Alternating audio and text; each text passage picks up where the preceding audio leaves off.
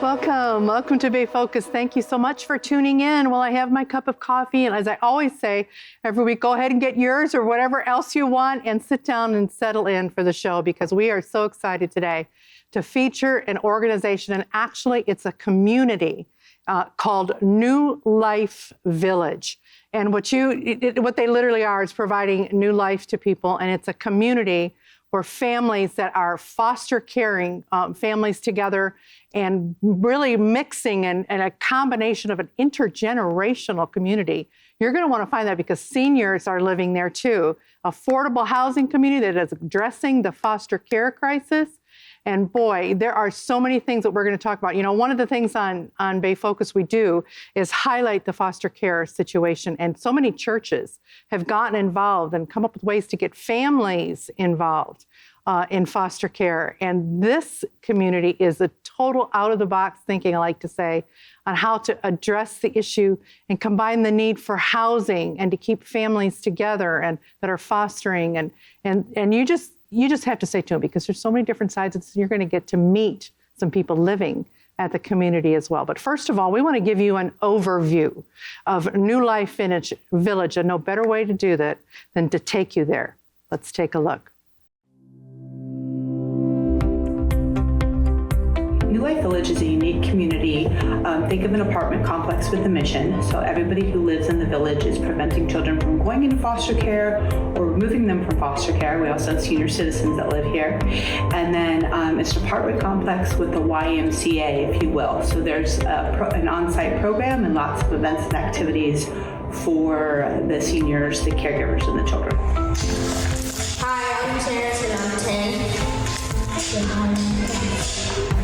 Hi, I'm Fox. I'm good and I'm 4. I'm sweet. I'm Emery and I'm 11. Hi, I'm Tashaya and I'm 16.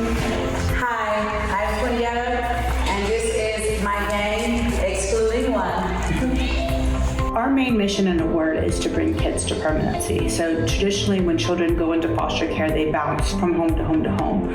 Our mission is to provide affordable, stable, safe housing for their caregivers to help them get adopted, to help bring them to permanency. My brother and his wife got into a situation, and the kids were immediately taken away, but no one else in the family besides my mom would step up to get the kids. When I got them, it was like, hey, I'll do the best I can. My children, they welcomed them in, and we just accepted them as family because they were family. So when families first join our community, they're in survival mode. They're trying to figure out how they're going to pay their bills, how they're going to get access to food. And as they get involved in our community, they get access to resources and supports. They learn how to advocate for themselves. Now they find themselves in a place where they have choices. They can make educated decisions for them and their family.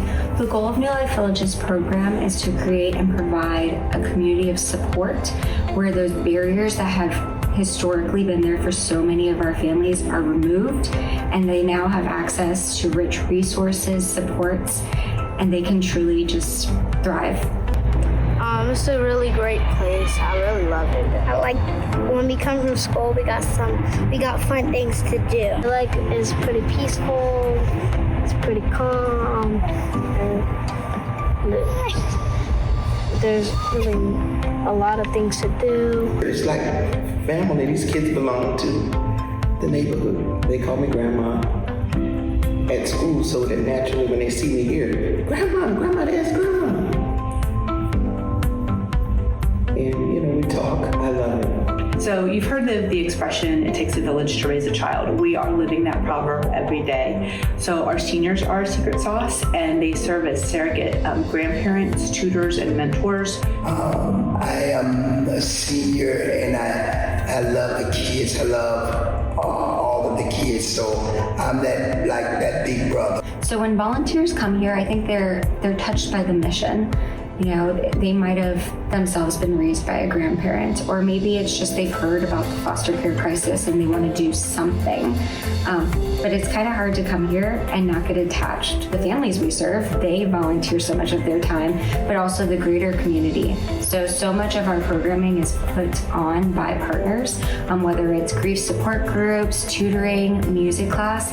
People come alongside our families and offer their passions, their skill sets to make sure these children achieve healthy outcomes. My favorite thing about being here is that New Life Village isn't just a place to live. It's a place where we feel supported, where we can give back, and where our family can thrive in a safe community.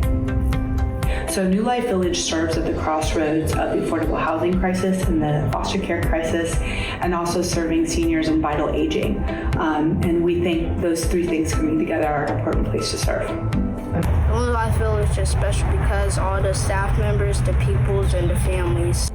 New Life Village has been serving residents going on 13 years. We have about 170 residents when we're full. We average about 110 children, and then the other 50, 60 are going to be caregivers or seniors. I like New Life Village because it's different activities here, and when you come home from school, you can just play outside.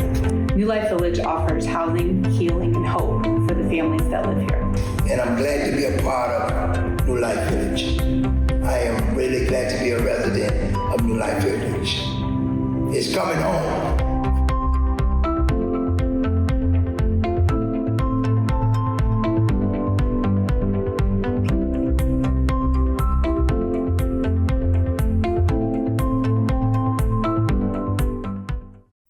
Well, that gives you a look at the overview of New Life Village, and we're going to get into a little more detail and have you meet some people connected with the village, and some you saw on the video, but we're going to introduce you some people today too, and we're so happy to have Mariah Hayden, who is the Executive Director of New Life Village, with us.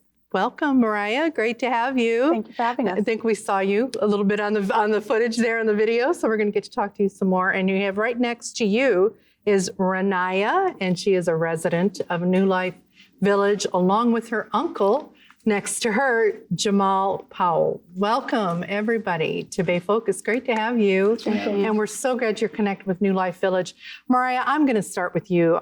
What an incredible organization, what an incredible community this is. And explain a little bit. There's a term that we've seen some of the background of it, but there's a term that you use, that you are a trauma-informed community. Explain that a little bit and why it's so important for the people coming.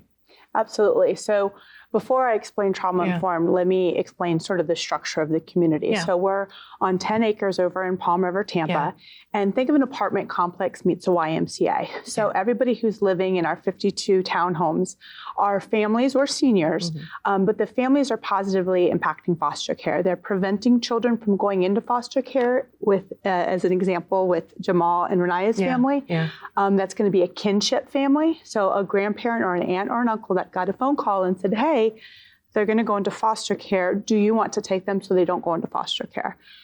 Or they're going to be families removing children from foster care. So that's going to be foster to permanency or adoption families. Our whole goal is to get children from bouncing around, not knowing who their forever home is going to be. We want to get them to that permanency. And then, so that's who gets to live in the community, is families that are positively impacting foster care. And then while they live there, it's like living at a YMCA. There's all sorts of events and activities and therapies and support systems and case management that happen right there on campus. So the trauma-informed part is going to be every policy we make, every rule, every program, we're always thoughtful of the trauma our children have been through. All of them have seen all different types of things, but not being with your biological parent in and of itself is traumatic, let alone skipping foster homes or other circumstances, right?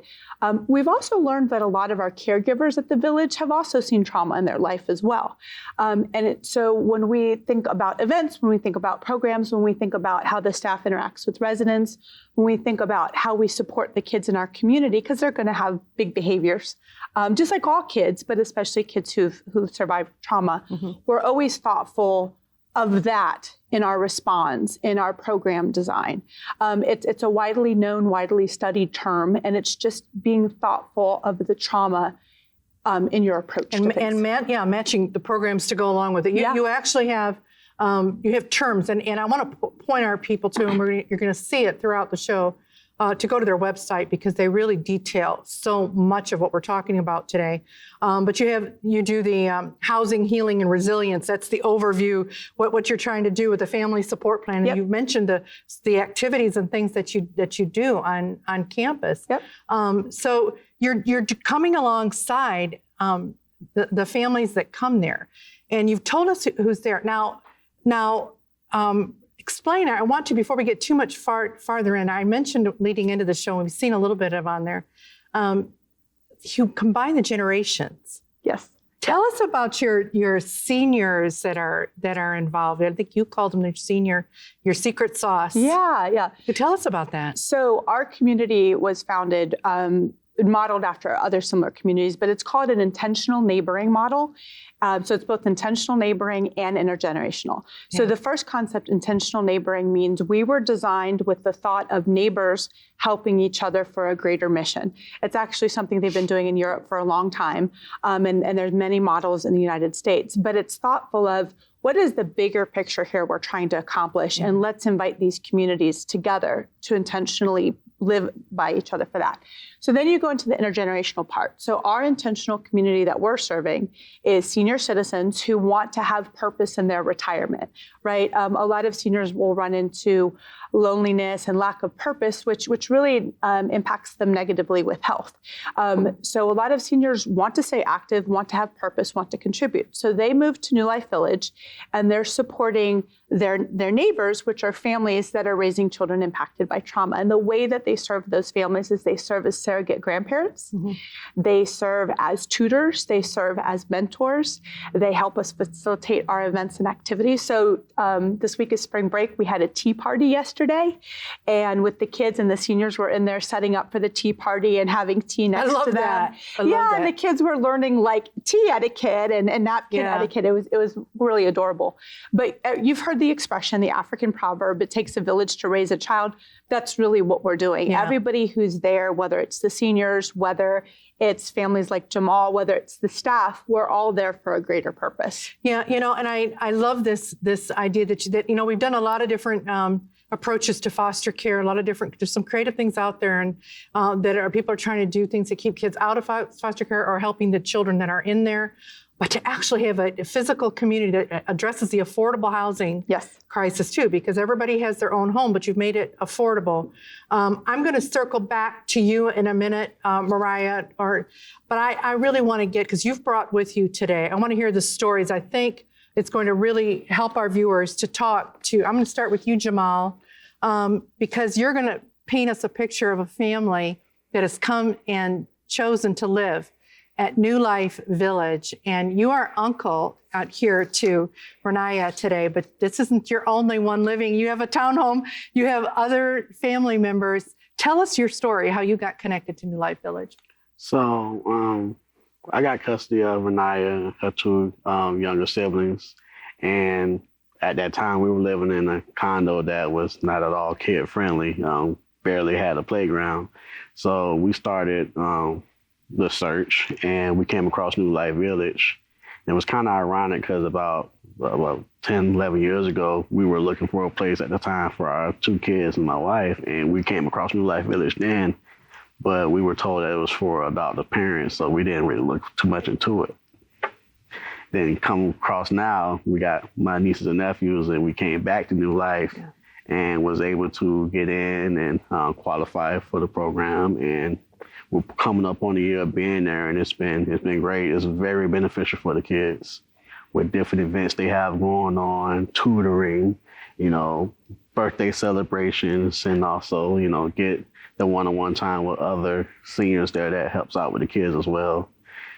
So when you fit the title, and you're one of many of these situations there, the people that live there, you are the caregiver of this whole group. Why was that important? You wanted to keep the family together. So that they know that somebody cares, and while although some kids do have to go to foster care and it may work out for some, I wanted to make sure that I'm able to keep, my immediate family with their family, make it all possible. All right, so tell us a story before I get to Renaya. There's a grandmother. You have a grandmother. I have tell a us grandmother.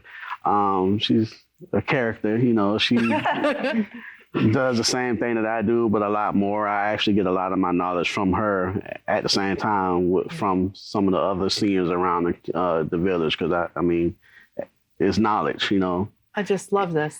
She has my youngest nephew out of the group, and they just recently moved over to the village as well. And he loves it. He calls his bedroom his house, so he loves it as well. He wants to go to the playground all the time. He gets to spend a little more time with his other siblings now that we're all on the same side of town now.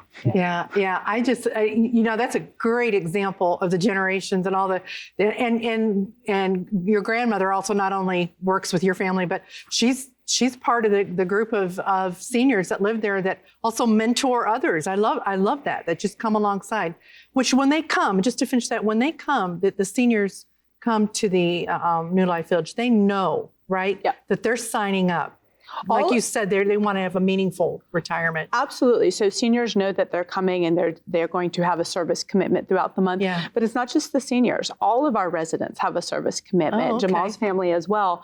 We all come together to produce these events, these activities, whatever the community needs. We have, at least 60 events a month there. And the residents are really helping put those on. So everybody who's there has a service commitment. So they know it's a program first and housing really second. Yeah. I love that. It's just that you're really addressing the needs of the people, like you said, not just providing a place to live. All right, Renaya, tag you're it. We're going to do this. Renaya, I want to hear from you because, obviously you're a teenager, a young person, you're living there. What do you like about New Life Village? One thing that I like about New Life Village is the amount of events that are held in the clubhouse and like the environment that's held there, because you get to enjoy a lot of new things or learn about things that you have never, probably seen before. Yeah, and do you have friends there in a community of teens or whatever that kind of process and do all this life together? I would say I have a few friends and a few associates. Associates, it's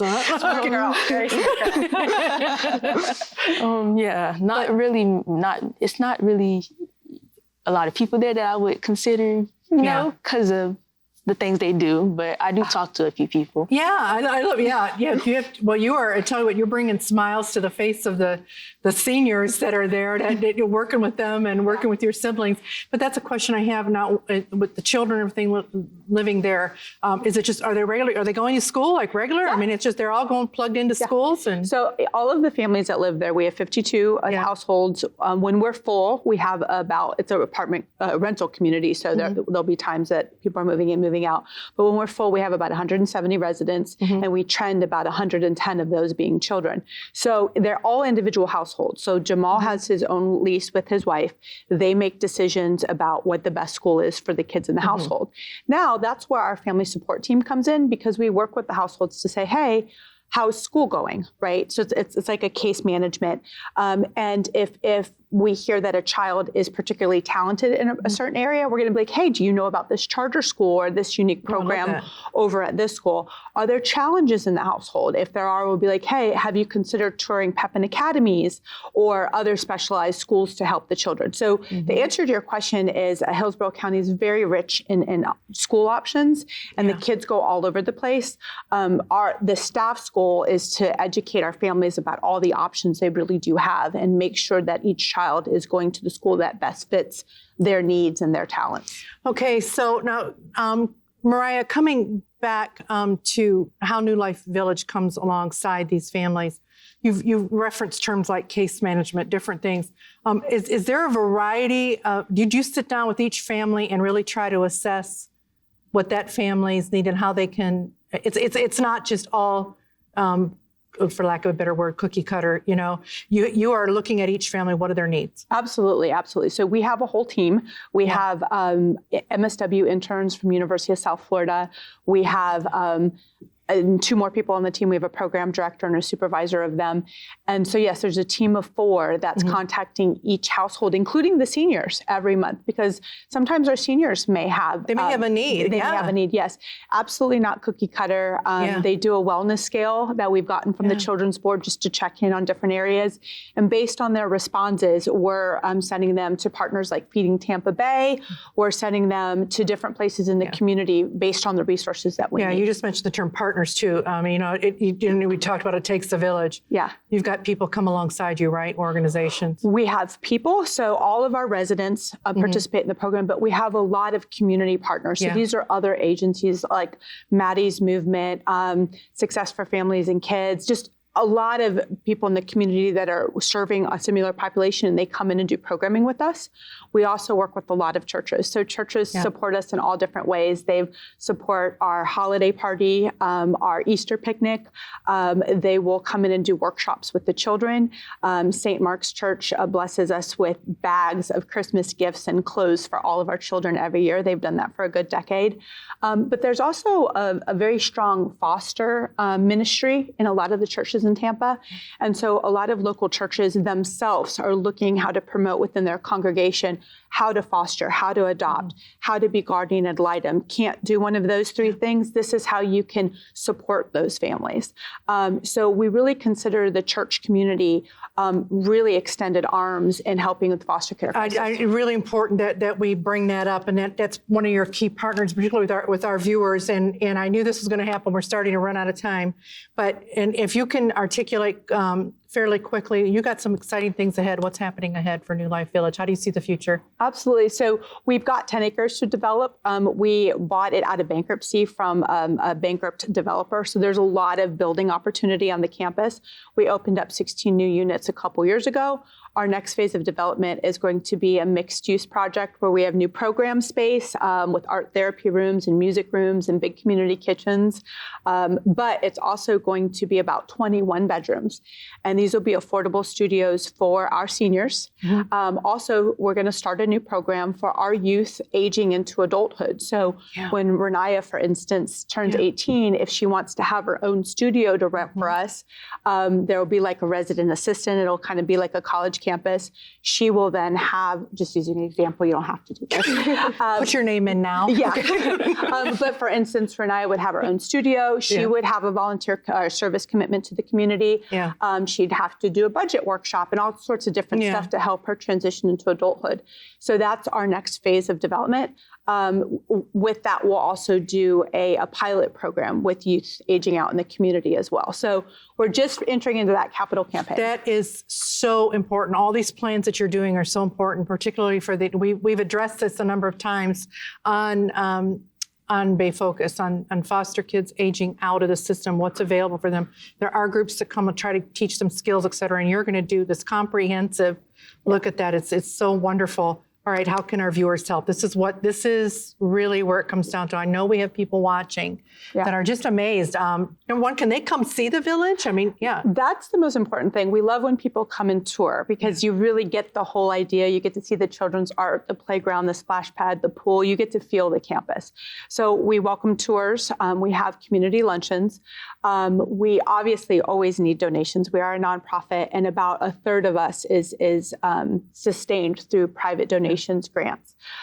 We also would like viewers to consider, how can you help the foster care crisis? How can you get involved? It may be fostering or adopting, but there's a ton of other ways to get involved too. So check with your local church. They may have something organized. If they don't, contact me, Mariah, at New Life Village, and I can point you in the right direction. The community, we really need the community's help to create more opportunities for these youth. Okay, well, that is wonderful. You just wrapped it all up for us, Mariah. Thank you. I don't know about those of you watching, but it's like, I want to get out there and go look at the village. What an amazing organization. Thank all 3 of you for coming, sharing your stories too. And I know you've been watching today and you have been so inspired by, this is such a unique and creative way to address the foster care situation and to provide for those that are caring for foster children. The caregivers, the senior citizens that are coming alongside and pouring into their lives, mentoring, sharing things they've learned in their life. So if you want to get involved, you want to just find out more, stay tuned on the screen. We're going to show you how you can contact New Life Village, and we will be right back.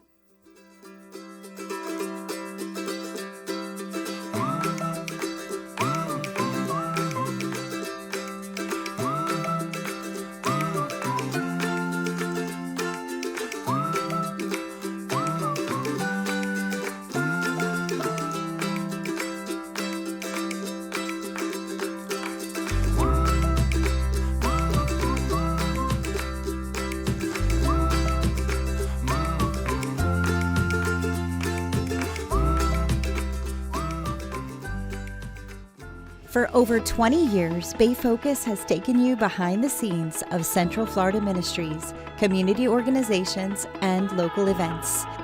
Join host Darlene Greenlee as she talks to local leaders about how Christians can express faith in action in their communities. Tune in on Wednesdays and Thursdays on CTN Greater Tampa Bay or watch on demand at ctnonline.com/bayfocus.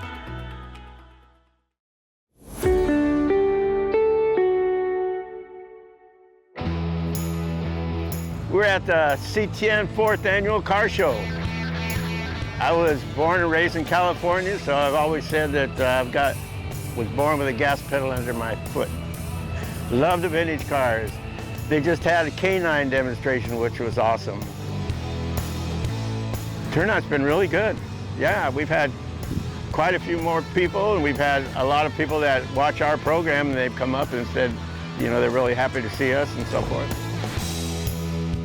These car shows turn out to be mini family reunions. I come out here with my father, who drives a 55 Chevy daily. He's 81 years old, and that's his daily driver.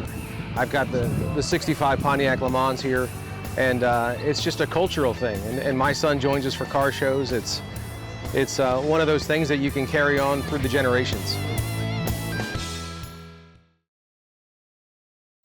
Well, I want to thank our guests today, New Life Village, for sharing what is going on in this incredible community that is meeting the needs for foster families and the foster children. Wow, I'm just so honored to have been able to feature them on the show today. I want to encourage you to get plugged in and help any way you can help them. And then also, as Mariah said earlier, your church may have a foster care ministry side. Check with them too, and then they can link up with New Life Village as well. I also want to encourage you to contact me here at Bay Focus. I want to hear from you. You're seeing on the screen how you can do that. And I want to hear what's going on in the community. I know we have organizations, nonprofits like we featured today. We have people, individuals that are making a difference. We have ministries, churches, youth groups. I want to hear from you. I want to hear what's going on. We want to feature you on Bay Focus. Thank you so much for tuning in this week. We will see you next week on Bay Focus. May God richly bless you.